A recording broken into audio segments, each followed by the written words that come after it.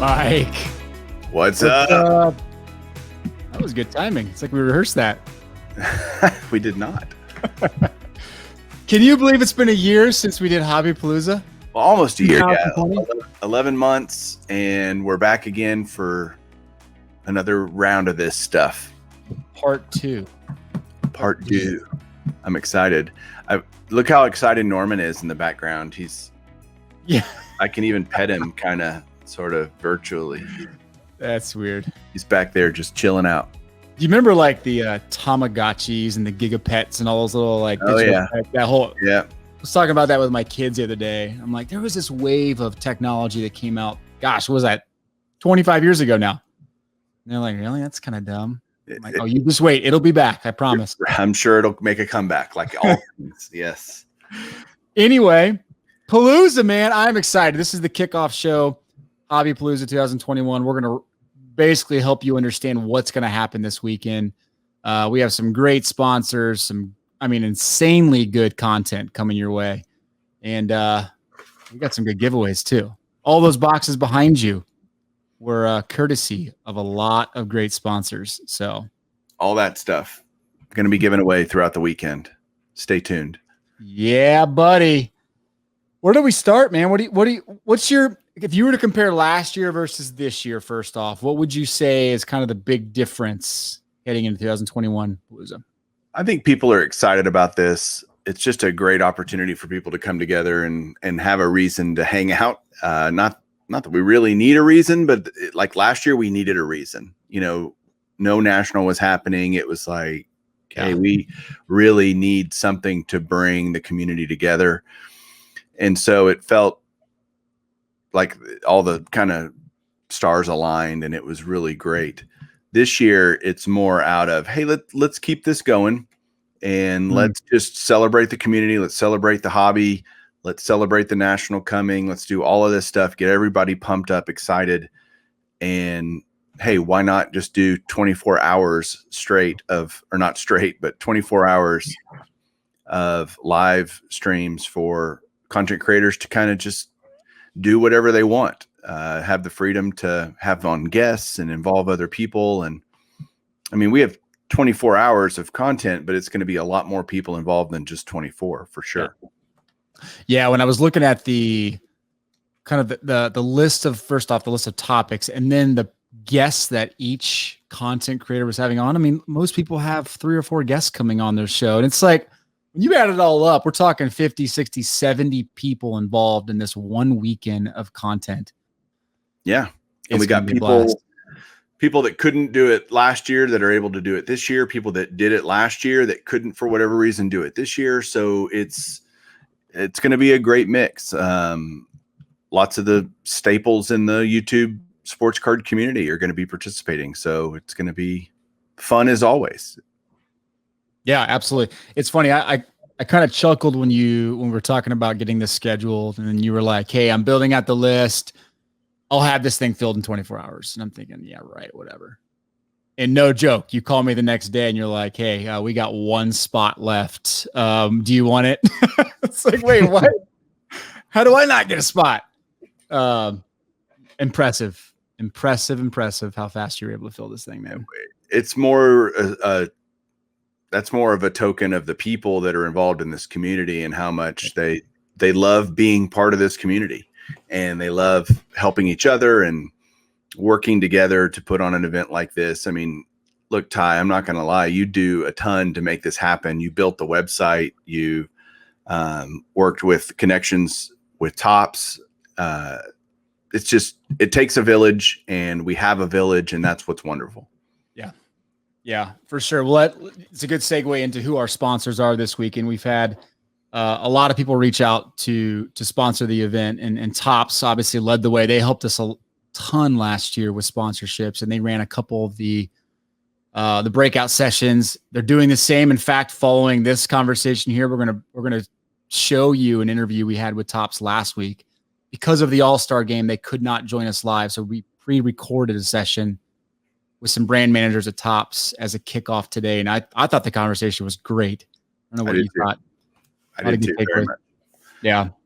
And like I said, they provided a whole ton of sponsorship, giveaways, tons of boxes, sealed wax, hats, all that good stuff that just about every content creator that has an episode will be giving something away, courtesy of Tops and Upper Deck.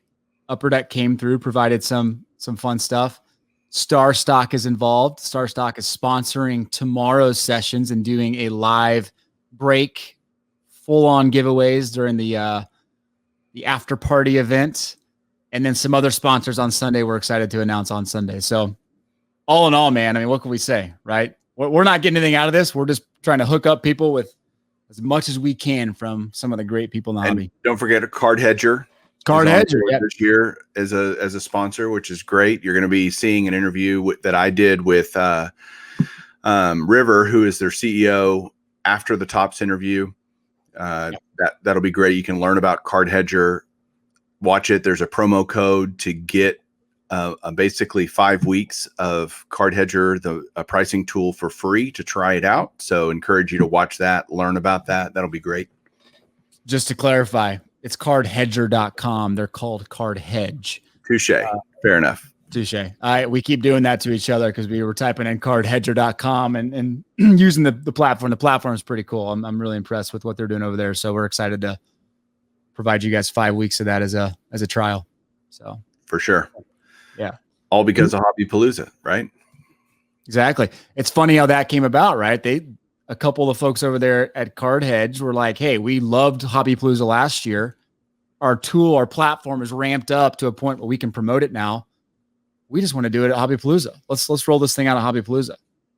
Pretty cool. Very cool. Yeah. Another fun thing has happened the last few weeks. I don't think we can sweep this under the rug, but you and I have been doing this for a year together now. Bench Clear Media. Here we are on the cusp of 10,000 subscribers, and how many videos have we put out? 350 combined. Is that close? A little more than that, about 400. Yeah. In a year. That's not bad. That is incredible. Obviously we owe a big thanks to a lot of folks that have been involved in Bench Clear Media throughout this year, but here you and I stand, right? And looking back at one heck of a journey. It's kind of fun to be able to parlay that into Hobby Palooza 2021. Which, hey, because of our 1 year anniversary, I think we should give some stuff away at the National as part of Hobby Palooza, part of our 1 year anniversary celebration, everything. Do you want me to show everybody what they can, or do you want to tell them the rules and then I'll show them? Yeah, good point. So first off, if you don't know, you go to the hobbypalooza.com. The link will be in the show notes. For any giveaway this entire weekend, you have to go to the site, put your email address in. You'll see it at the bottom of the schedule, and type in your. Just show them. You can pull up the website. Good point. You go to the bottom there. You type in your email address, and you also type in your YouTube username. I'm assuming you're seeing that there. Yep. Cool. You can see it right here. What's your YouTube username? You can fill out this information about what host you're looking forward to the most. Baseball collector. We have rivalries internally. Let's just be honest here. So it's important that you put Breaker Culture or Bench Clear Media Team. If you want to have a real shot at winning the prize, wink, wink. No, I'm kidding. Kidding. No. So all these will be names that we just keep in a database to reference people that are attending different live streams, and that will be the database we pull from for giveaways. So be sure to go do that. We're not going to use it to solicit you, but we had a little issue last year that we want to avoid by having a central database. It's also important to know that we are doing a grand prize giveaway courtesy of Bench Clear, which will be a combination of boxes and some other fun stuff that we will give away at the National, because we'll have a presence in the center of the National Convention. And we'll be doing a final drawing from that database for the grand prize package that we put together. You want to talk through what we're actually giving? Yeah. Well, forget about what you're wearing is part of it. Hold on. I mean, come on. Will this not look great this summer wearing a shirt like this around? Bench Clear Media t-shirt. I'm going to be giving away a Bowman hat. This is some of the stuff courtesy of Tops. A Tier 1 Bundesliga box. A Tops Chrome UEFA Champions League box. hobby box, a 2020 Bowman Draft jumbo box. This thing's super heavy. And finally, a Top Series 1 baseball from 2021. All of that and maybe a few more things we'll throw in the mix will be given away at the National as part of Hobby Palooza, because the National's not that far away, 3 weeks away. Yep. Good stuff, man. Yeah, that'll be fun. Yeah. You want to talk through the schedule real quick? Yeah, so give me some of your highlights. And yeah, I mean, I'm kind of looking forward to all of it. We got Hobby Hotline debuting, kicking everything off on Saturday. You'll be able to find links as we get links to the actual. Keep checking the website all weekend, because you can at least go to their channel, but hopefully we'll even have direct links to the live streams, and you can check those out. So we got Hobby Hotline. They're a first timer to Hobby Palooza. Personal Finance Dad, that's Dustin. He's going to be making his Hobby Palooza debut. One of the stalwarts in the community, Andy, she blinded me with refractors. We got Mike and Luke from Up North Collectors. They're going to be giving away a lot of packs and stuff during their live stream. Jeremy from Sports Cards Live, who I want to give a shout out to him for kind of hooking Hobby Palooza up with Upper Deck and getting them involved. Thank you, Jeremy. And he's going to be doing a live stream with several guests. George, Diamond Yard Sports Cards, genius in terms of vintage. Then we got Ray from Philly, some guy named Breaker Culture, whoever that is, Ziggy No, Bowman 53. We got the Cardboard Podcast returning for a second year. God help us, there's no power outages. They're going to be here on Saturday in the evening, and then finishing out the content creators is going to be Mike O, and then we'll do a bench clear after party. Like you said, giveaways and things are going to be happening on that. Sunday kicks it off with Pepino Man from California, so it'll be really early his time. All these times are central, so make sure you're adjusting for the time change wherever you might be across the country or the world. Victor, the rookie card specialist, my boy Garrett, card cutter. Garrett is deployed right now, so he will be actually doing a premiere. It won't be live, unfortunately, for him, but he's in the Navy, and that's just part of his job. But he wants to be a part of this for sure. And that's how he's going to be able to participate. Tyson Banker, member of the Bench Clear Media team, doing a behind the numbers episode. Myself, honestly, if I could tell you, I'm looking forward to any of them the most. It's Reindeer Studios and Four Leaf Cards. They're going to be doing dueling drawings where they're going to be doing live custom art, just art that they're both amazing artists in their own right. And they're going to be doing a live stream where they're drawing together and talking about it and the art of cards and sports. It's going to be really great. Breakout Cards is on it after that. Still working on the 5 o'clock hour. John from Sports Card Nation's doing a special edition of his show. Ty, you're doing another episode at 7 with a different type of episode than you're doing on Saturday. Then we got Filmington. He's going to be selling some cards, doing some stuff. And then we'll finally finish it up with a little wrap up show late on Sunday night. Yeah. They'll get to see a lot of us. So yeah, well, we'll have a lot of guests on with us. You want to talk about what you're doing? I can talk about what I'm doing, but I'm having Lord Cardboard, who is Jason, and Josh, rated rookie here. We're going to be talking about vintage and kind of what's exciting about it is we're kind of going, all right, what are 10 cards that we're kind of looking for? What are target cards for us in terms of what we're looking to get, whether it's at the National or just kind of cards that are on our radar, and talk through why. And that'll be fun. Each of us have our own take on vintage. So don't miss that on Sunday, 2 o'clock Central. Another get rich quick video by Mike, the baseball collector. Here we go. Right. What are you doing? Yeah, Saturday I have a couple of my favorite card shop owners on. We're going to do a little round table with hobby shop owners, and we're going to talk just about the state of owning a card shop in 2021 and how that's changed. So that's going to be really fun. And then Sunday I have some CEOs. Ezra from Collectible, who you know because you've seen him on before, and also Scott from Star Stock will both be on, and we're going to do a little CEO roundtable talking about the basically the platform evolution in sports cards in 2021 and kind of how they see things playing out as things consolidate and in the hobby. It's going to be good. But the great thing about all these, most of them I should say, is they're live, and audience participation is paramount in these, and it's going to be really fun. Just the community moving from video to video and all of us being able to enjoy ourselves together. So yeah, just so in case it's not perfectly clear, all of these will be hosted on each person's individual channel. So if you see a person you want to watch, it's going to be on their channel. Mine will be on Baseball Collector. I'll be doing a bunch of stuff here on Bench Clear with Ty. I think Tyson's will be here on Bench Clear, would be my guess, right? Yep. Mine will be on Bench Clear. And yours will be on Bench Clear. So all over the place, you get to jump around, hopefully discover new channels, new collectors, new personalities in the hobby that you just enjoy, and you might want to go follow them and watch the rest of their content for sure. Yep. So one thing to note on that, folks, when you go to the hobbypalooza.com, if you're familiar with the way we did it last year, and I'll scroll down and show you how it was set up last year, you'll see the video as they go live.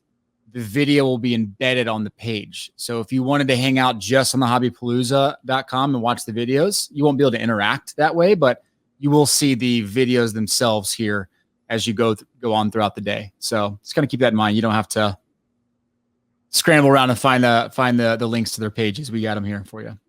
Yeah. And interact in the chat, man. That's one of the funnest things about this, at least that I remember from last year, is just the chats were blowing up, which makes it really hard when you're hosting a show because you can't keep up. There's no way. But at the same time, it makes everybody be able to interact with each other in a special and unique way. So we're looking forward to that too. Beautiful. All right. We ready to do this? Yeah, let's bring on Tops. Cool. So you're going to see about an hour-long interview with Tops. Again, this is pre-recorded. Tops is pre-recorded because of the All-Star Game festivities. And we're going to follow that with a quick interview with the founder of Hedge, cardhedger.com. And you'll be able to hear their story. And then we'll see you back tomorrow morning for the kickoff, all these live streams. Let's have some fun. All right. Have a good weekend. If you've been in the hobby for more than a day, then you know how fast the sports card market moves. There are now more options than ever to buy, sell, and research your cards. One of the most frustrating hurdles in the hobby is the fees when selling your cards. You know, those other popular marketplaces, the ones with their average seller transaction fee of 10%, the ones that don't have the seller's interest in mind. Wait, what? Who would do that? Well, hold on to your horses. No, not those horses. Welcome to the Card Flip, a place where we want to provide a simple alternative to buying and selling cards. No clutter, just you, graded cards, sealed wax, and the easiest of transactions. So what do you say? Are you in? Great! Welcome to the Card Flip, the seller's marketplace. Yo and hello everybody, Mike Moynihan here, baseball collector, member of Bench Clear Media. And we are here to kick off Hobby Palooza with a wonderful panel from the folks at Tops. And they're sitting here already, but I want to just say thanks to everybody for tuning in. We're really looking forward to this weekend, to having you guys discover all kinds of new content creators out there, get a whole lot of different opinions about the hobby. And Ty is here as well from Bench Clear. Ty, what's up, man? He's going to be mute. What's up? How are you? I'm good. Ty's in the great outdoors of Idaho. Yeah, so it's choppy. So Ty will probably contribute a little bit here, but mainly it's going to be me talking with these wonderful folks at Tops. Emily is here. Emily, hi. How are you? Hey, Mike. Thank you so much for having us and allowing the Tops team to help kick off Hobby Palooza. Last year was a blast, so it's great to see that we're back for another year. Yeah, you're a Hobby Palooza veteran now. Like it's my sophomore season. Sophomore season. No sophomore slump here. We're gonna, kick this off right. And there's just so many things that people I think want to hear, given the circumstances of the last year from Tops. The hobby's just been exploding. Overall, you guys have done very well. You've got a lot of stuff going on just with Tops in general, business wise, and all that kind of stuff. But I know that we are recording this for everybody out there. So this isn't going to be live. You're going to see it live as a premiere. So you can interact in the comments with each other, but you're not going to see us answering any questions or interacting with you guys because we're not live, but you guys are going to be seeing it live and seeing it as a premiere. So keep that in mind as you chat. But again, thanks to everybody. You guys will not be live next week during Hobby Palooza because you'll be at the All-Star game. How cool is that? Are you excited about that? Oh, yes. Thank you for pre-recording this for us also and working with our crazy schedules. As Jeremy and Aaron both know, the Tops team is officially on the go starting in July. Of course, we've got All-Star Weekend, which we're incredibly excited to be back with fans in person. I mean, this past year, I think, was rough for everyone. So it's just nice to get out and, meet some new people and see some faces and just interact in person. And then, of course, we'll be at the National and later in July, which we're also incredibly excited about. But yeah, All-Star Weekend is really our event's debut for the summer. Well, we'll get to the show. The fact that there is one is just wonderful. But All-Star Weekend is one of my favorite baseball events, period. It's got the limelight to itself. It's the only thing kind of going on in major sports during that time. I just love everything about it. What is Topps going to be doing for All-Star Weekend? Yes, we will be all over Denver. It's going to be a blast. First and foremost, we'll be at Play Ball Park, which is essentially the fan festival area of MLB All-Star Weekend. We'll have our booth presence there like we always do with lots of fun giveaways and swag and things to do. We've been working really hard, and by we, I of course mean our incredible events team who has completely taken the reins this past year in really revamping what the Topps booth looks like, not so much structurally, but the way that you can interact with it. If you've been at one of our Topps events in the past, you know that there's always been the card wall and some cool displays, but we were just getting the wheels turning on this past year, it being our 70th anniversary. How can we really tie that into our booth and make it an interactive experience? So there's some really unique elements that we've added, such as, QR codes that link out to videos to learn more about Topps in the 60s or some really cool, just like I said, interactive elements, making your own card and whatnot. So we're really excited to debut the booth at All-Star. Of course, you'll find all the same activities and then some at the National. And then we're excited to kick off the launch of our truck tour. Our Topps truck is this massive truck that will be driving around from All-Star Game all the way through Field of Dreams, stopping at a new city each week to hand out baseball cards and really promote the fact that Topps National Baseball Card Day is on August 7th. So All-Star Weekend is also the debut of our Topps truck. It looks awesome. Like I said, completely wrapped in baseball cards is really neat. And we'll have the truck both at Play Ball Park and outside the stadium as well. So lots going on. We'll have the truck at Mike's Stadium Sports Cards. He's going to have a show going on Friday. So a ton of really cool stuff that we've got going on. I'm looking forward to it. Well, tell me about this Topps truck. This is the first time hearing about this. That is super cool. Yes, the insider info, knowing that we're not running this recording until it's already live. But yeah, we'll make the announcement on Topps social pages alongside where the Topps truck will be stopping each and every week. So if you want to follow its journey, you'll have to go and give a follow on social at Topps. But like I said, the goal of the truck is really to promote National Baseball Card Day, give a lot of love to our hobby shops. The truck itself, like I said, will be stopping at hobby shops, at stadiums along the way. All of the goal of the marketing team is really to pull in new consumers and to continue to spread the word of Topps and spread the love of baseball cards. And we thought that this pop-up truck activation would be a really cool way to do so. So I'm looking forward to seeing fan reactions from the truck. It's going to be a really neat element, and also, a great way to really, for the entire month, celebrate National Baseball Card Day and promote it leading up to August 7th. Any chance it's coming to Texas? I just want to make sure. I need to be paying really close attention. I know it's not going to go to Idaho where Ty is, but maybe it comes to Texas. Oh, you'll have to follow us on social media at Tops to find out. Dang it. All right, fine.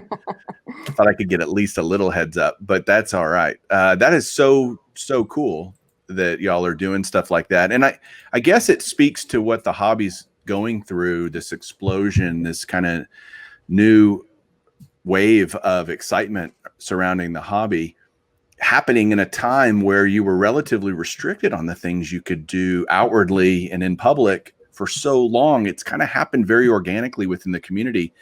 And maybe even Jeremy and Aaron can talk about this. How have you seen it affect how you develop products? Does it change anything? Does it make you think about things differently? In terms of like developing the actual product, nothing has really changed much, in our world, as far as like we're trying to put out the best product, the product that reflects the current season or the prior season, and that will resonate with collectors and customers, the most. There's been some challenges for sure, a shortened season last year, which, things that you don't necessarily think of, like getting great photography was a little bit more challenging because the photographers had to be socially distanced. They were limiting the amount of people that could be in there to take the photos and the different angles. So it was working all of that stuff.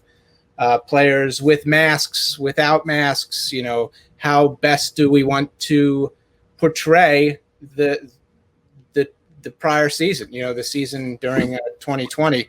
And I think, we were able to be very nimble, flexible, and figured out. And I think we still put out some great products that resonated with collectors for 2020 and early 2021. Yeah, and of course, the other part of it too is so many people online talking a little bit more so during the pandemic, where you've got a ton of time to be able to go onto blogs, forums, everything like that, really soak in a lot of the feedback that you're seeing, a lot of anticipation for this abbreviated season that we had last year, where people were kind of getting their fix of sports via trading cards. So there was, again, a lot of really good just conversations being had about the hobby and what people really liked, kind of the direction it was going for some collectors and which direction it was going for others. We definitely took note of those and were able to make the best of it. And then, of course, tacking on to what Jeremy said, just overcoming some of those crazy obstacles, whether it be trying to send cards to be signed into other countries or to just figure out just printing issues in general. It was a whole blast. We'll put it that way.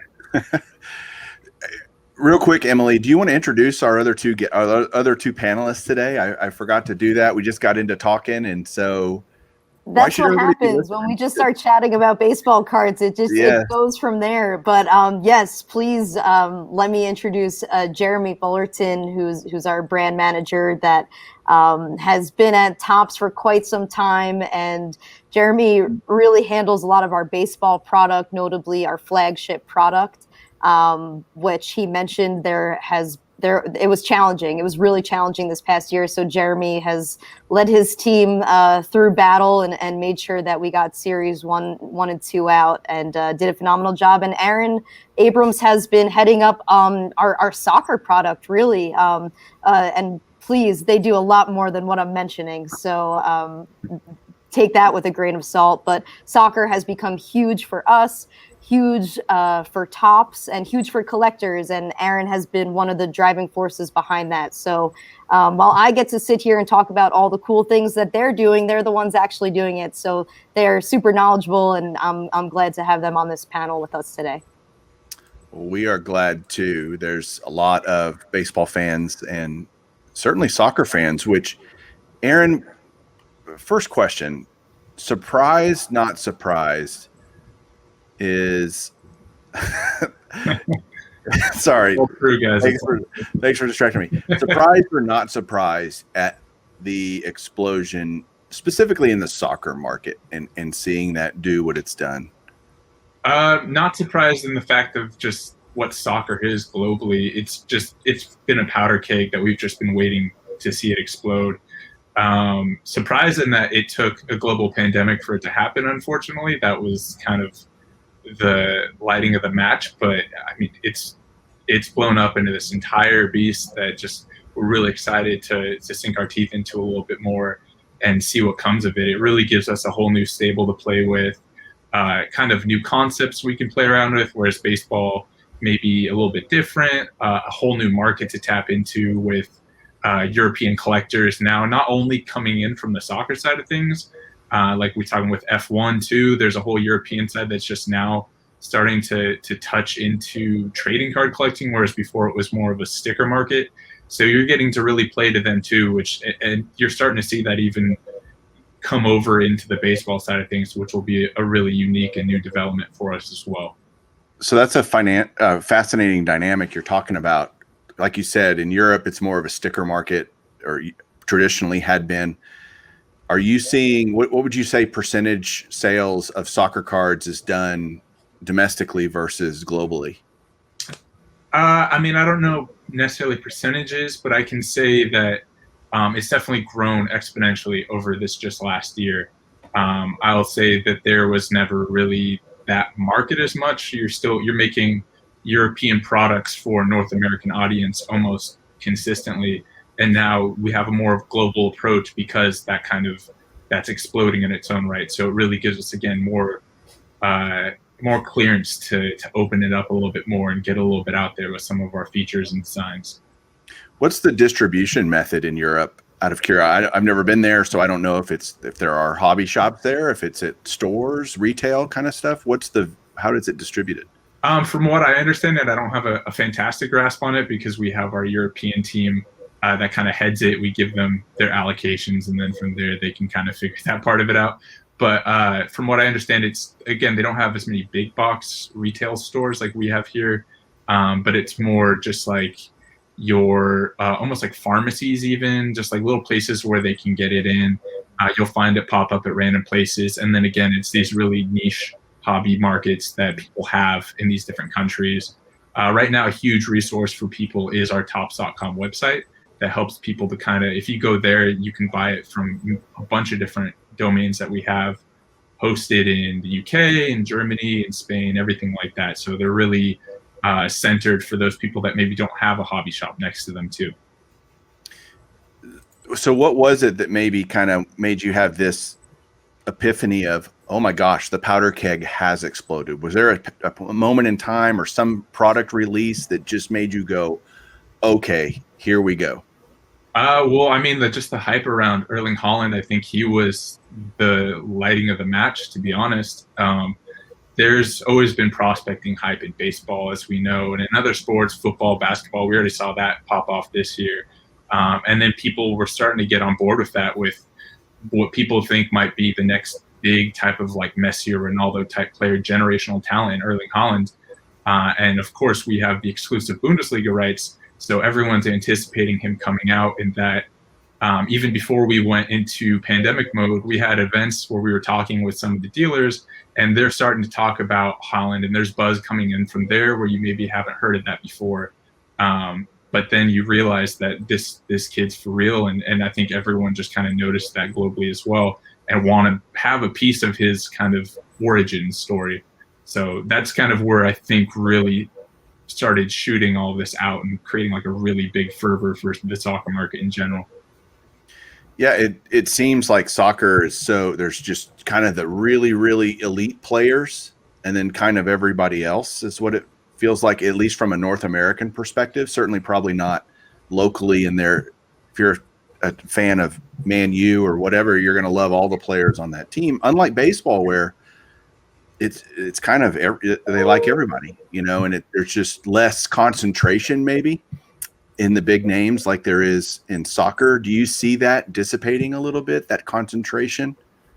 Yeah, I mean, it's a little half and half. I think, again, it's getting used to the concept of collecting for that market too. I mean, a lot of the collectors are still North American collectors as well. So they still have that kind of concept.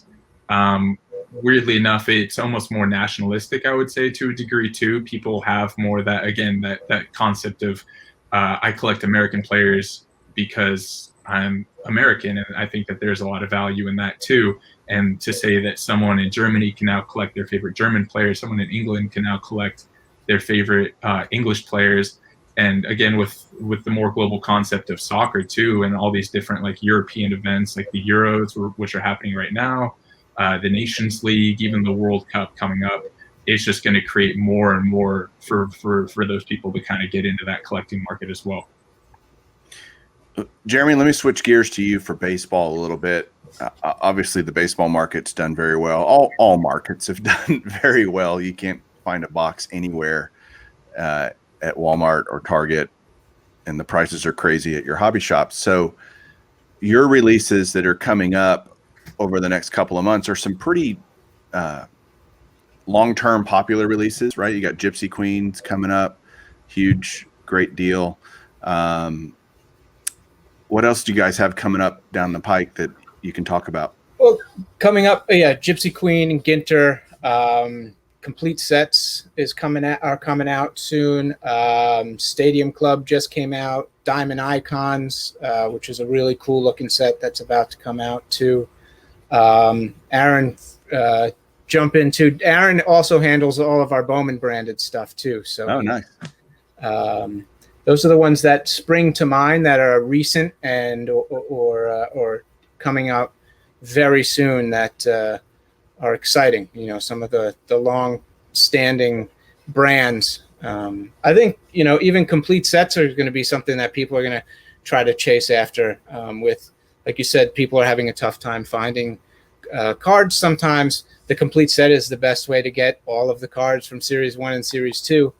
And this year has had an unprecedented rookie class in terms of just volume. Because of the restrictions that we had with the shortened season last year, kind of pushing everybody into 21. I think Series 1 had 50 rookie cards in that. That's the largest rookie class that I can think of in at least in modern times or the modern era. So to get a complete set, you're getting 50 plus, because we know Series 1 has 50 rookies in it. I don't remember offhand how many are in Series 2, but it's a significant amount more as well. So those are things that at least I am excited for as a collector. I buy the complete set every year, just so you know. Sometimes I buy a couple of them because, there's usually different exclusives depending on where you buy it and different exclusive parallels you can get and stuff. So usually I keep one sealed. I have a whole closet full of them. Ty's seen it. It's all my top sets all the way back to 1973 when I was born. Most of them are all factory, and I just buy a factory set every year. I love that y'all still do that.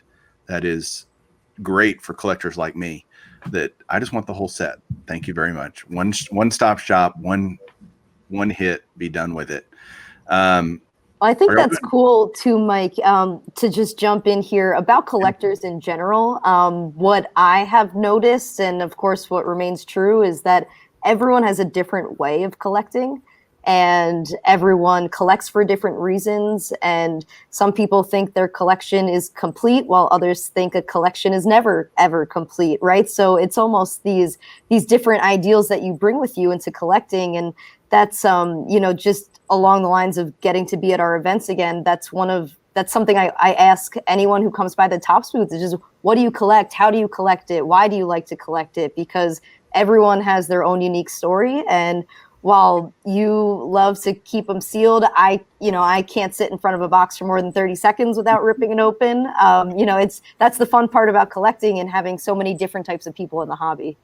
Yeah, for sure. And that's why I buy two sometimes, to make sure I can open one. But what's cool about, you said, when is your collection complete? And I think if you ask most collectors, if they were really honest, the answer is never. I don't want it to ever be complete. And if you're a flagship set collector, there's just going to be another one next year and the next year and the next year. And that just keeps it going. That's great. This is maybe a question for both Aaron and Jeremy from each of your perspectives. Are you guys surprised about how fantastically popular Sapphire has been? You guys started it in baseball, and it's just been this chrome variant that is just unbelievably popular. Does any of that kind of stuff, when you see that happen, do you go, wow, we didn't know how that was going to work out, but that worked out pretty well? Do y'all ever have those conversations? Aaron, I'll let you take it. Sapphire is your baby. Yeah. So, I mean, with Sapphire, I mean, of course, we were shocked at the secondary market feedback that we got from it on the initial run. But I mean, since then, I think everyone just kind of knows that like that's the premium version of like a Topps Chrome product that you could put out there, because the stock that we use for it, that Sapphire specific stock, is beautiful on any card. If you're a lover of chasing the rainbow and parallels, like it's natural to say that that's going to be your key focus. I haven't opened a single Sapphire product where I haven't just taken a few minutes every time I open a pack to just kind of appreciate it, because it is the perfect almost Chrome parallel that you can find out there, and it came together beautifully for us with Sapphire, and is now that really strong established brand. Yeah, I mean, I haven't talked to a single person that goes, yeah, Sapphire cards are ugly. I mean, like you can't love baseball cards or sports cards and think Sapphire is a bad looking product. You need to rethink your hobby if you believe that, because it's truly gorgeous, and y'all do a great job with the parallels. And I assume that's something you guys plan on continuing for a while. Hopefully. Hopefully. So for a product like that, I mean, how many iterations do you have before you feel like you kind of get it right? Is that like a months and months, years and years, or is it just it happens? It depends, because it's such a niche type of product, and it's really still a limited release, with it being a Topps.com exclusive. In most iterations, I know updates is a little bit of mix of both. But if you'll notice on them, almost all of them have their own kind of unique quirks to them and have like a little bit of a change. One of them has autographs, the other one doesn't. Other one has like certain inserts that they include in them. Others just have like the complete base set attached to it. So they all have just like a little bit of character that kind of pulls from the core Topps Chrome product that they come from. So I don't know if it's ever going to be in chase of the perfect mix of that. I think it's nice to have those varieties, and all of them having their little quirks or characteristics to them. Yeah, for sure. I mean, didn't y'all even do Garbage Pail Kid Sapphire this year or something? Yeah. I mean, like, okay. Do you ever get to a point where you think a product has run its course? Like, do you go, okay, that was cool while it lasted, Yeah, I think that happens on occasion. Sometimes the market will tell us that, it's just not selling at the rate that it used to, as far as our orders that come in from our distributors, or at sell through at the stores, or, both the hobby stores and the retail stores. Other times there's just a theme that it's like, okay, we've done that for a few years. Let's try something new, or we have a great new idea that we want to, give out to the collectors to see if they like it better. And we'll take one product off the calendar and replace it with something new, just to kind of keep it fresh. It's really kind of it could be two ways, either by, the collectors telling us they're not happy with something, or we discover something that we think is going to be even better. Yeah, and with that too, no product's ever pronounced fully dead either. We've done it in the past where maybe the market's not ready for it, or it's just not the right market in general. Like, for example, Jeremy's product, Topps Sterling, that came back from the dead, and that was created more so now for a new community of collectors that are like even breaker focused and all that type of stuff. So it's created an entirely new market, where it now makes a lot more sense. And I think Jeremy could probably speak to that better, but that's just one example of different times that we've kind of breathed new life into an older product or brand. Yeah. Go ahead, Jeremy. Go ahead. I'm sorry. I was going to say, kind of speaking of Sterling, it was a product that maybe was kind of ahead of its time, or helped influence what breakers do because of the SRP and the style and the configuration, where it was one card, and where we saw the market, Sterling went away for a few reasons before I was leading the team there. But as the market changed, and it was like, wow, like Sterling would have done gangbusters here. Like, it would have been really cool. Well, why don't we bring it back? And some of those conversations were had internally. Then we would be out at events like the National, or our industry conference, where people are like, oh, are you going to bring Sterling back? It's like, well, a lot of people are talking about it, both internally and externally. Maybe we should bring it back. So I think it's been a really cool product that we've been able to change slightly to fit the more current, collector base, but still has the soul of what the original Top Sterling was. Yeah, I love how you guys are open-minded to hearing from collectors. Emily, you mentioned talking to collectors and asking them, and Jeremy, like the Topps Q&A and stuff. I remember 2 years ago at the National saying, look, when y'all have these parallels, put the name of don't make us guess. Like, tell us what the bloody parallel is. Is it a ruby? Is it a green? Is it a whatever? And you guys started introducing that into your products. It's like, again, was that an idea already on the, it doesn't matter. It's the fact that y'all listen to feedback and are willing to go, all right, well, how can we make the experience better, easier for your average collector out there? And that's something that is an example, which leads me, Emily, to a question for you. Let's get into the National a little bit because, hey, it's coming. Are you excited that we even get to go back and like have a National? Absolutely. It's the event, right? It's the event of the summer for collectors. I think I can speak for the entire Topps team by saying we're incredibly excited to be able to attend this year, especially after having to take the hiatus last year. And now we can be back, do it safely, speak to our collectors again, just like Jeremy and Aaron were referring to. I mean, that's who we do it for, right? That's what we do this for, is for our collectors. And so to be able to hear them and meet them in person, even if it just, changes one person's opinion of Topps and the people there, I think, it's just a great experience.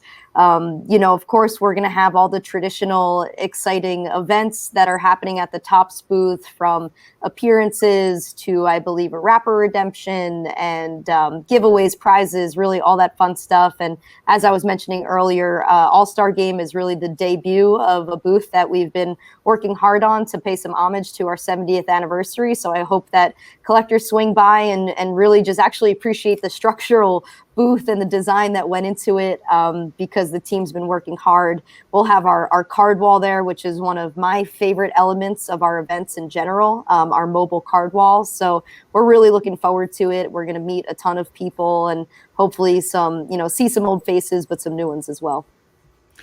Yeah, you mentioned a lot of the same, hey, we're doing stuff like we used to do it. You expect your presence to be relatively normal, like you would normally be at a National pre-pandemic? Yeah, all systems go. We've been ready for a year now to get back out there. Our events team cannot say enough of what an incredible job they do. Jillian Gross heading up our events. Really, it's a team effort among the marketing team, but they just do an incredible job at bringing to life the ideas that the brand team has, that maybe I have, as to what are, how we can improve. We're always looking to improve our booth presence. And selfishly, I'll add in there too that our social media over the past, call it 2 years, has really evolved into becoming more of a content house rather than just a mom and pop kind of Topps that was that we once were. I think that we are really trying to bring the experience of the National to the people who can't be there, because while we're so excited to be on site, not everyone can get out there, and we recognize that. And so it's really Topps Social's job to, bring to life the event, so that way collectors can follow along all weekend and still feel like they're part of the event, whether that's at All-Star or the National. The goal is to bring all the hard work of the Topps team to life for collectors throughout the weekend on social. Hey, Emily, so I know I worked in trade shows for a long time, so I know like the type of work that goes into these things is just insane. But what do you how many people do you allocate to the National every year? And what percentage of the company is kind of heading out there and supporting the company? Sure. I think, I'll talk about the All-Star Game because it's so top of mind. I think we've got, probably 15 or so of us out there.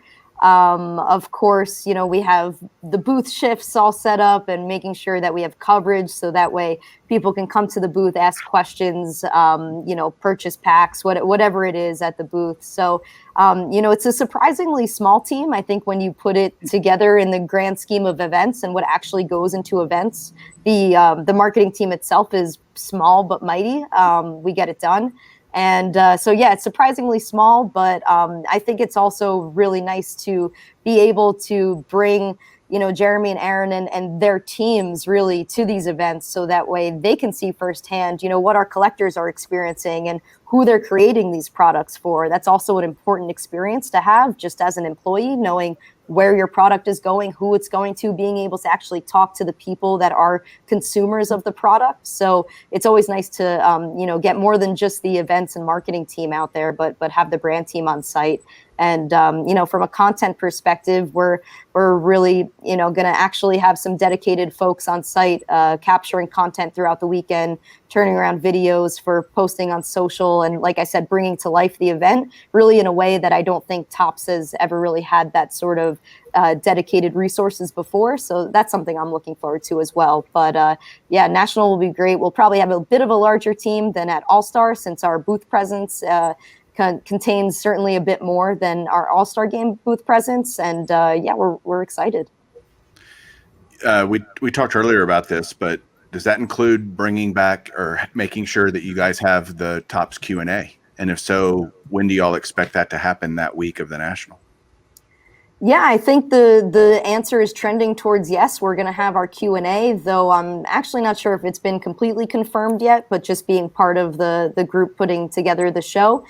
We know that's something that collectors certainly look forward to. We, do our best even just through panels like such of trying to make ourselves available to collectors and talking to the people on site. So I think we're going to have our Topps Q&A back. It'll probably be in the same time and place that it has been in past years. But I know that's something that collectors really look forward to. So answer's trending towards yes there. I love it.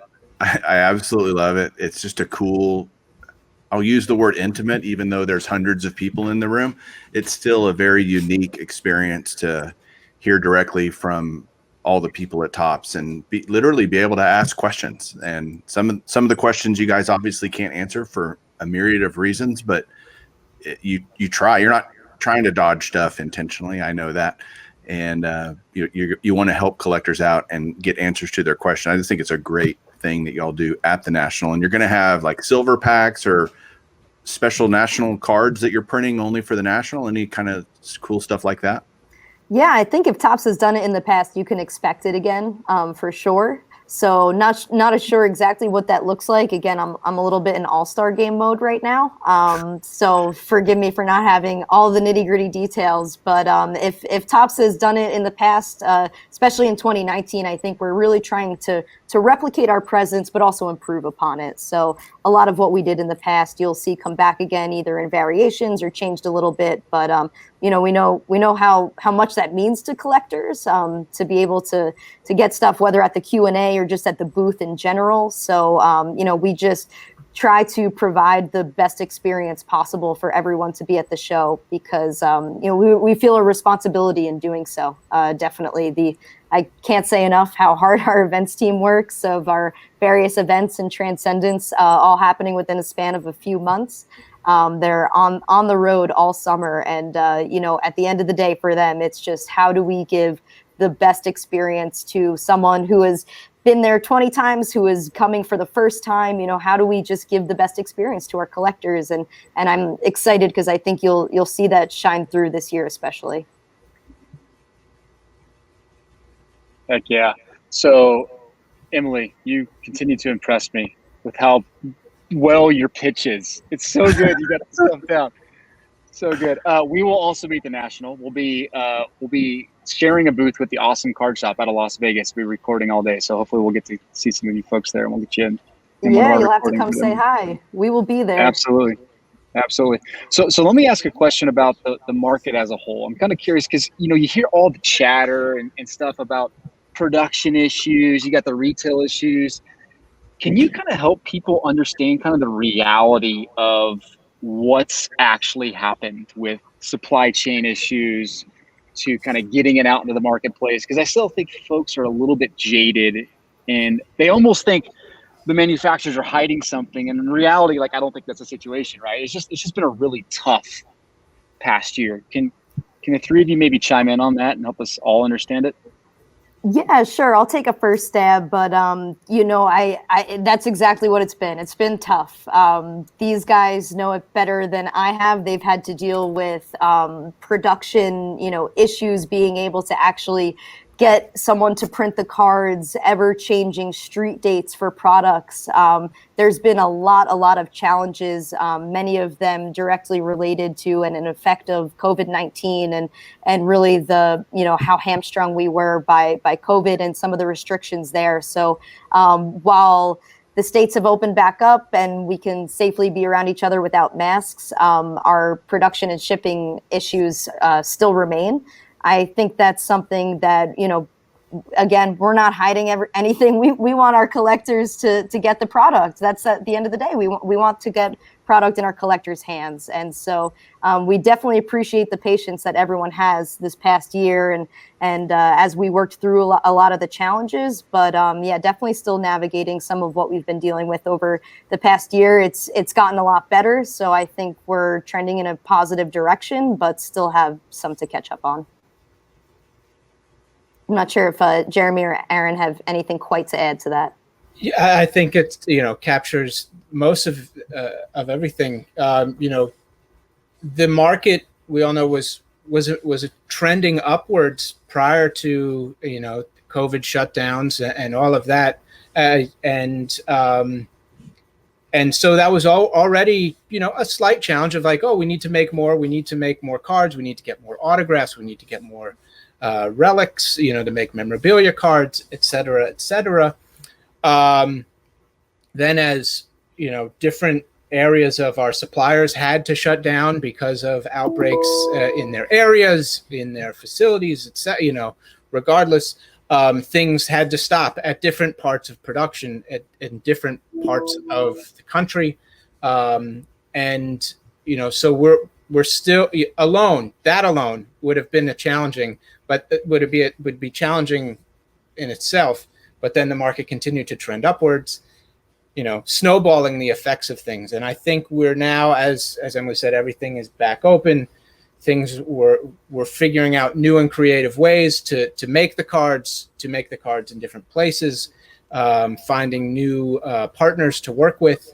That we're our goal is to really meet the demands that our customers have, and get packs on shelves and packs in hands. So we're trending that way. We're hopefully going to get there soon. But lots of things working against us. Yeah, just to give some, I guess, just some content to that too, is to say, just think about during like the height of the pandemic, how hard it was to ship anything overseas. Now take that and expand that on like a ridiculously large scale. With it being a much more international business than it has in the past, it created just a ton of log jams and problems for us. But with our team that we had on our ops side, they helped us traverse those kind of issues. But you can tell that there was definitely some roadblocks for us in the past year and a half, for sure. Ty, you got a follow-up for that? He's either deep in thought or frozen. He's probably the latter. Yeah, I think he's just frozen. Yeah, he's like looking like, I don't know if I believe you guys. No, very pensive. Yep. Very pensive. Yes. Do you guys feel like because of what happened that, I mean, if you're being brutally honest, were there any missed opportunities that you guys go, oh man, look at what was happening and we couldn't do what we wanted to do? I think one of those that comes to mind is, our inability to capture anything from the 2020 season in 2020 cards. Usually we have these late season products that kind of capture some of the player movement, the new rookies, just events and highlights from the season that because of the compressed season, the late start to the season, and our production timelines, it just didn't work out. We weren't able to get photographs of the new players, or players on new teams or events from the 2020 season. I think we did our best to pivot, in things like 2020 updates with putting prospect cards for the first time in flagship in a very, very, very long time. And the silver lining also is, the aforementioned huge rookie class that we have in the 2021 products. Yeah, that backlog just gets pushed forward a little bit. And now, now we're going to have this amazing product. Because update, truth be told, you guys wanted it to be a lot better. You ended up having to, kind of, curveball thrown here. Let's do the best we can with this, inserting the, home run derby cards and the things that you did to fill the checklist. Obviously we're past that now, but I think y'all are, you're doing the best you can with the situation. Is there anything that has surprised you just through this process? Have you gotten better at certain things, or?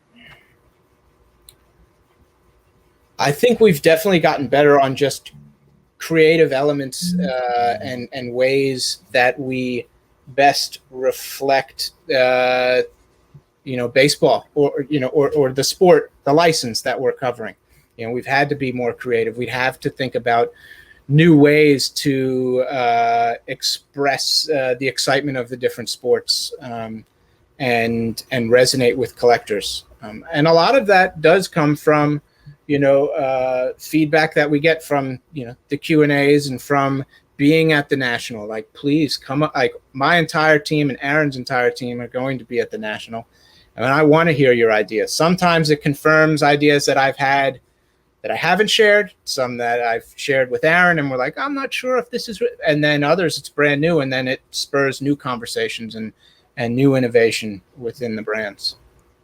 Yeah, I would say too with that, I think the one thing that surprised me the most is kind of the space that collectors have given us to grow even more from like an artistic side. And it's not necessarily hobby, but I think you guys, of course, are familiar with Project 2020, with Project 70 more recently. Just kind of what our Tops.com team has been doing as well in conjunction with what we've been doing on hobby. There's a lot more appetite to kind of explore the boundaries of what normal trading cards have been. All these new artists getting on board, and then just from there, that's kind of bounced into this more attention from spaces that wouldn't normally give attention to trading cards.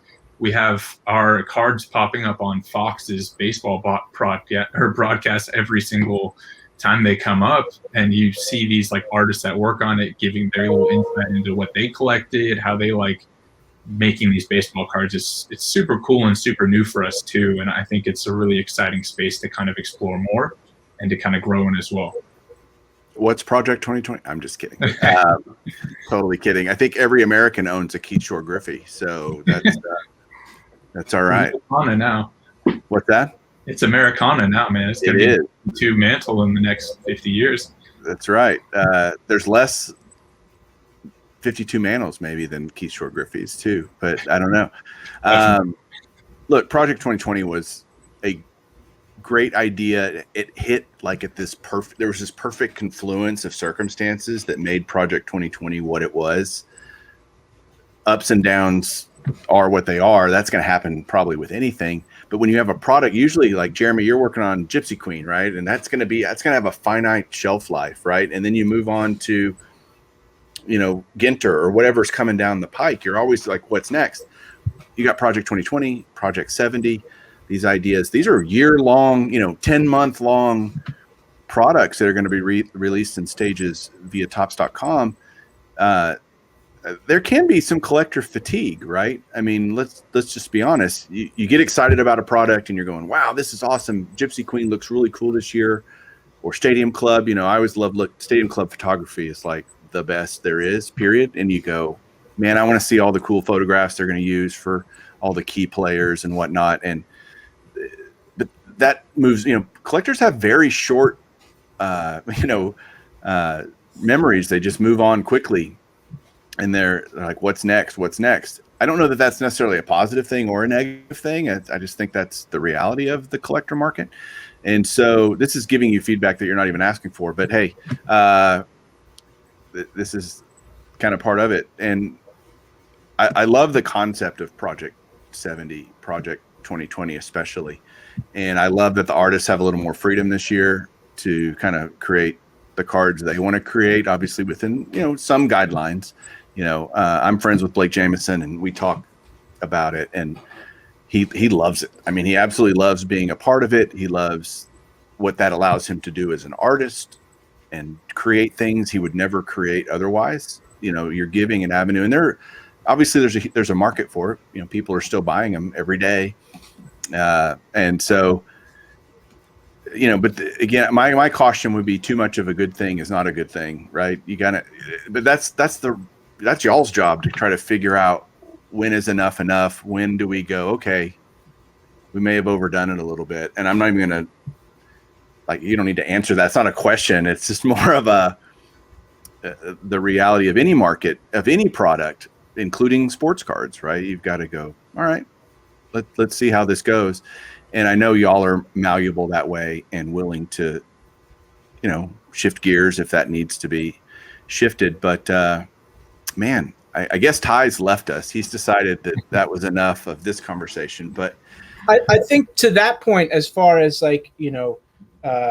collector fatigue or waning interests, I think that's what's great about the Topps portfolio, both the traditional trading cards and our on-demand sets like Project 70 and Project 2020 and a lot of their other stuff is we take a look at our calendar through the year and try to vary it up. So, you're not going to have 4 super high-end hit-driven products in a row.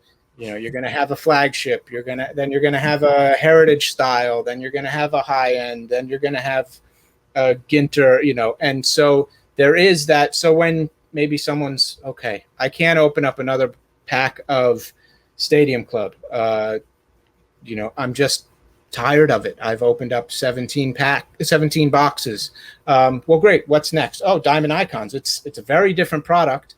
And we don't make, I don't think that every collector should be buying every product, or would be buying every product. We make different products for different people who collect differently, like Emily stated earlier too.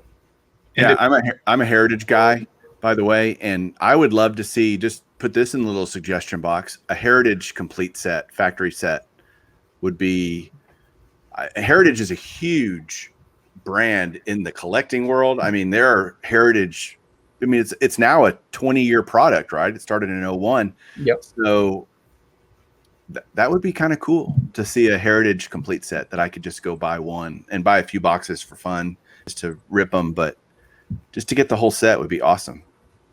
Why are we seeing Mad Mike Sapphire right now? I don't know. Ty's doing something. Aaron, did you want to say something a second ago? I interrupted you. I'm sorry. Oh, no, you're fine. I was just going to say, just in the way that the collector market has moved and evolved a little bit too, now with the birth of breakers more so, you can now kind of opt into buying your favorite team off of a product. And instead of having the fatigue from all these different products, maybe you've got the capital to invest in maybe all these different types of brands instead. Whereas instead of just buying another box of the product, you can just go in for one pack here, one box here, one box here. It kind of opens it up, I think, a little bit more for people to kind of overcome that fatigue a little bit, depending on how you collect, I guess. Yeah, I bought into Transcendent breaks before. I could never open a box or a case of Transcendent, right? But I can buy into a break of Transcendent and get a couple of cards at a much lower price point. So for sure, breaking has become, it's completely mainstream in the hobby now. It's just normal. But Jeremy, run with that heritage, complete set idea. That might be kind of cool. We'll take it back. We'll take it back to the drawing board, to the brainstorms. Yeah. Any other final thoughts? I don't want to. Y'all have been incredibly generous with your time. Emily, I do want to mention your generosity in helping out Hobby Palooza in terms of giving me a mountain of things to be able to give away over Hobby Palooza weekend. So thank you for that. But any final thoughts from you guys? Jeremy or Aaron? Yeah, I'm just excited to get back out there, see people at the All-Star game, the National, to get back and getting suggestion, hearing feedback, seeing collectors enjoy the products that we all make as a team. And, because that's the most rewarding thing, is seeing somebody who's excited about getting something that you had something to do with. So thank you for all your time and for allowing us to come and talk about things that we love. You bet. Aaron, any final thoughts? Yeah, I guess I just echo the same sentiment. This is going to be my first official national show with Topps. So I'm very eager and excited to kind of hear the different feedback that we've had from these products. Like I said, we've heard it a lot online in the last few years because we've all been stuck indoors for the last, I don't know, however many months. So it's going to be nice to actually see people tangibly in person and get that feedback and kind of have that back and forth dialogue. So very excited for that. Also appreciate shows like this, and again, grateful for you having us on today as well. don't worry, Aaron. The National's very anticlimactic. Just kidding. It's overwhelming no matter how many you've been to. It's overwhelming and awesome, and it's the event, as Emily said earlier, for the hobby. Emily, any final thoughts from you? Yeah, I heard Ty jump in. Ty, do you have anything else? I don't even know if you can hear me, but if you do, Aaron's got one of the coolest backdrops in his room, and we kind of left it untouched. What is happening back there? It looks very diverse. I've been holed off by my girlfriend to be in my closet, essentially, where my office is. So all my fun and cool stuff gets stuck in here, so I don't clutter the outside. As you can see, it's a serviceable shoe closet / office. Very nice. I love it. Awesome. Yeah, I mean, these guys said it best. First of all, thank you for having us. Thanks for allowing us to pre-record this. I know that the timing didn't work out since the team will be on the ground at All-Star, but to be able to have the opportunity to at least get to chat and for collectors to see it and hear it is definitely much appreciated. And yeah, we're looking forward to it. We'll see you guys at the National. So we're excited. And thank you again, Mike and Ty, for having us on. This is going to be a great start to kick off Hobby Palooza. Well, thanks, guys. And Ty, thanks for not being here. Really appreciate it, man. I'm just giving Ty a hard time because I can't. Well, thanks, guys. Y'all have a great day.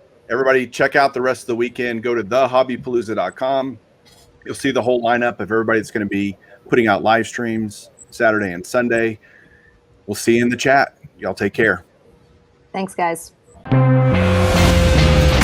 Yo, and hello, everybody. Mike here, baseball collector. Genesis and the Platinum Ice coming out. What are you talking about? There's a nice one. Now, Luca. Welcome to Behind the Numbers. Episode 22 is our second show of the off-season. What? There's a diamond on a football card.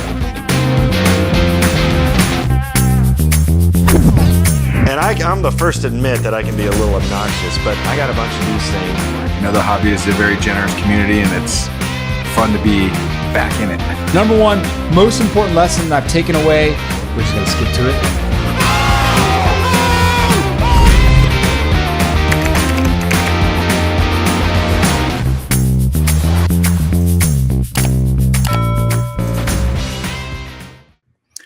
Yo, and hello, everybody. Mike Moynihan here with Bench Clear Media. And again, welcome to Hobby Palooza.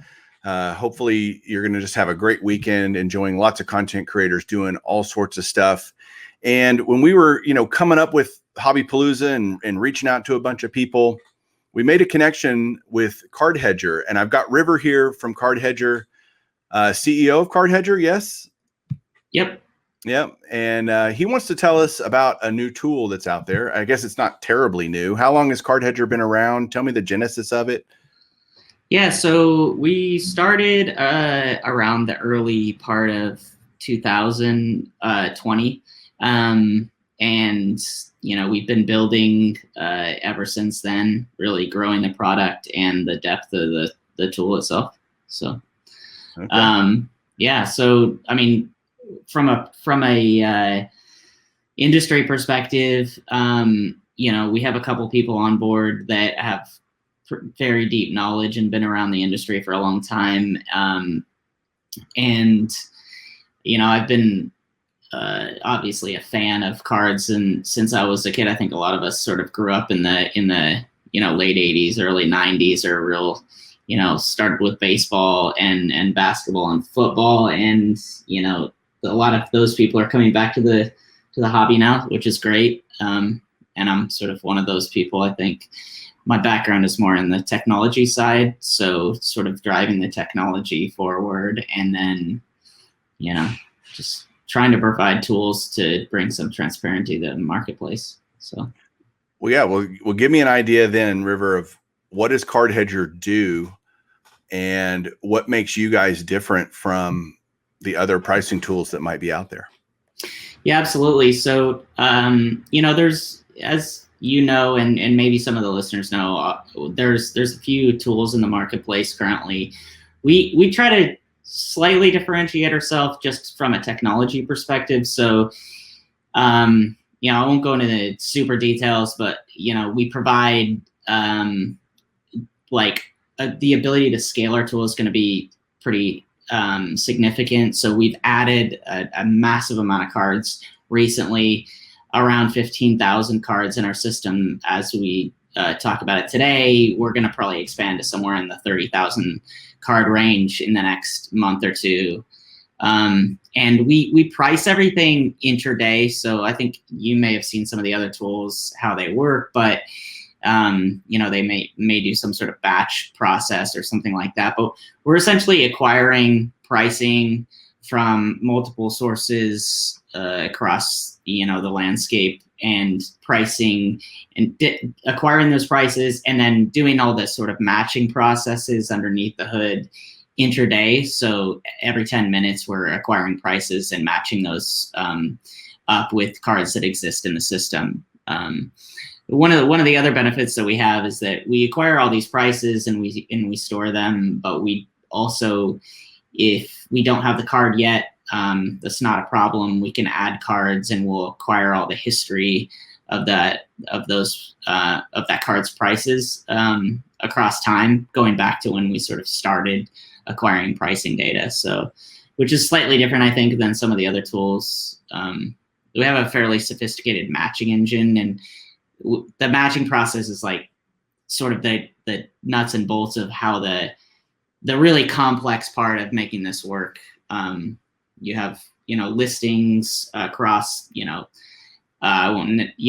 need to go into where they are coming from, but like different auction sites and so forth, more than one actually. And those things can be put in however you want them to be put in, but like from a description perspective. So we have a fairly complex engine that sort of matches that data up against the cards that exist in our system. So yeah, it's pretty sophisticated. It takes a lot of power. And I think we scale pretty significantly. If you think about the hundreds of thousands of card prices that we're downloading daily, and then you match that up against, 15,000 cards plus every single grade against that card. So when we talk about cards, I think some of the other tools use, they maybe inflate their numbers by saying they have 100,000 cards or whatever, but they also they actually count like at the grade level. We basically will download and match every single grade. So when I say 15,000 cards, that means like just a single card, like Griffey 2000 or 1989 Upper Deck, right? That's one card. We'll get every grade, and we'll match every grade. So yeah, I think that probably a challenge you guys face and anyone else trying to do this is you've got people that list their cards very poorly, and they'll use descriptors and qualities about the card that aren't necessarily true. Or how do you weed out all the different parallels of a certain card and whatnot? And that, kudos to you for figuring that out to a degree. I'm sure you still have challenges every day that you're trying to overcome with that.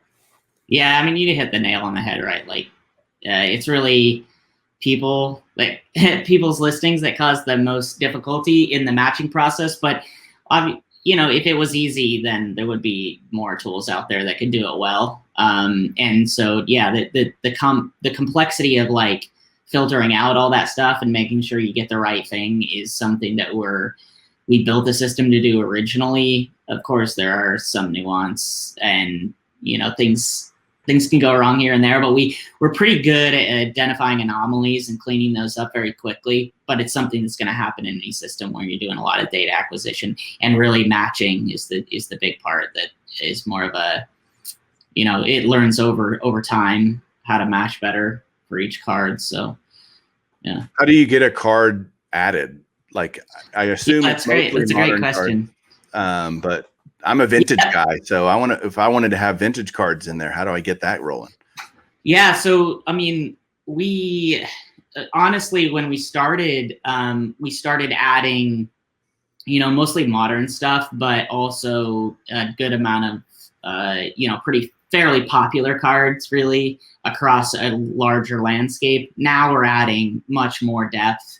We're basically adding like every single vintage year for baseball, football, basketball, going back to the 1920s, and we'll be basically adding a lot of those. Anything that's not super common will be added essentially to the system eventually. We also do we try to get customer requests turned around in around 24 to 48 hours. So when you search the site, you don't find something, a button will pop up. You can make a request based on the query that you made and submits it to us, and then we'll try to get that turned around. So we have some pretty quick ways to get cards added, and all the pieces are in place. So it's literally just adding, the sort of the structure of the card, essentially, who the player is, what set was it from, and is it some sort of like parallel or something, to, and then any matching qualifiers. So, some of I think you can imagine, like, there's some crazy stuff that goes on in like 90s basketball where there's all these weird, parallels and stuff like that. So it depends on the card. Some of the vintage stuff is quite easy, right? Because there's like, every guy has one card, right? So it's easy stuff. But, when you start to get into some of the newer stuff, it gets kind of crazy. So for sure. How do you feel about the market for pricing tools in general? I mean, I think of it as a pie, and as more and more competitors come online, or people wanting to provide that, does the pie get sliced up just thinner, or do you see the pie overall, because of the market boom, expanding just in general? And there's enough for everybody, Yeah, that's a really good question. I mean, I think if you look at it there's a couple of different aspects to look at it. And then one is, okay, we have these like first movers, right? And I think we all sort of know who the sort of the first movers were. We were early on building, but not one of the first movers. So which is always a little slightly unfortunate. But I think there's probably a reasonable pie to be split, although you will likely see different tools sort of ebb and flow through the process and possibly disappear, I think, over time. That it's just kind of the nature of what happens. Like, just from a business perspective, I mean, if you run your own business, you kind of, you know this, like, if the financials aren't working out, then you sort of, it ends up, especially if you have a lot of partners and stuff, it can be slightly complex from a financial perspective, or you have some sort of monetary requirement to keep going, right? So if you have investors, that's really where it gets. We don't have that. We're sort of a cash flow business. It's all, it's run by me, and I have multiple people. You met Greg working on the platform, and we have a couple other people as well working to make it better. So we don't really have a financial sort of issue from an investor perspective, which I think, like, if you're in VC and stuff like this is probably a bigger topic, but like having investors and stuff like that can create lots of other demands on the platform. So we'll just see. So I think there's room for more people, and I think a lot of it just depends on what the features you bring to the ball game are. We're trying to really push forward in depth, and then also, like, from a technology perspective, there's no question that we'll be able to support essentially as many cards as are out there and as many, pricing platforms as we can acquire prices from. So from a technology perspective, I think we're way ahead. Just looking at the technology, I don't want to point fingers at anybody, but I know, like, our technology is pretty amazing. And then I think if you look at some of the features, we go heavily, and I think we were one of the first people to start this. Some people have started to catch on, but like a portfolio type product where you can add your cards that are part of your collection and track your portfolio over time. I think we were one of the first ones to allow you to do that. And we're going to be building out lots of features around that. And we have some pretty cool features starting to roll out pretty soon that, that I think some of our customers are really, really interested in. Just a little preview. I don't know if Greg had talked to you about this at all, but, we have this trading post, free trading post idea for anybody that's a member of Card Hedger, which will be rolling out pretty soon. And then we're going to start working on some index stuff. So we'll be, doing some in-depth stuff around identifying indexes for certain cards that make up certain, groups. Key cards for different sports. Yeah. And so you can kind of get a feel for where those individual markets are if they're segmented. There's some other people doing this. So I think we'll be able to add some transparency in that side and just add some features for customers that are looking for something like that. So, well, for those of you out there that, are looking for a, price analysis tool, a pricing tool, I would encourage you to check out Card Hedger. The website is simple. It's www.cardhedger.com. Here it is right here. You can see, you just go to the website and sign up. And because you guys are partnering with Hobby Palooza this year, which again, I appreciate, River, what can people get if they go to Card Hedger and sign up? Yeah, absolutely. So we're offering a discount code that will allow you. Our standard process allows you to do a 7-day free trial. We're still going to have that, and then we're going to offer an additional free month, essentially. So if you sign up, get the 7-day free trial, then you get an additional 30 days when your service renews. That's free. So it's basically a $19.99 credit. If you use the code. So the code is scrolling along the bottom of the screen, Hobby Palooza 2021. Use that, get a month and a week for free to try out Card Hedger and just check it out. I mean, there's a lot of choices out there. We, as collectors, we kind of get, River, we get, kind of stuck. And so it's important to try to get people unstuck. And if you're not happy with something on a service you might be using already, try something else. And this is a way to do that risk-free kind of for, basically 37 days and see if it's something that's better than what you're currently using. And if it's not, it's not. But you guys are doing a lot of great stuff for the hobby, and we really appreciate it and appreciate you partnering with us for Hobby Palooza. Yeah, absolutely. And we appreciate, what you guys are doing. I think it's a great conference. I'm glad that you guys did it last year, given the fact that we had this pandemic thing going on. And again, this year, I think it's something that's really cool for people that, don't want to travel or are interested in do something virtual. I think it's a really cool idea. So I'm glad you guys had us on. It's going to be super fun. So yeah, you bet. Well, thanks again, guys, for watching. I think Topps is going to be up next. We'll talk to you soon. Keep collecting.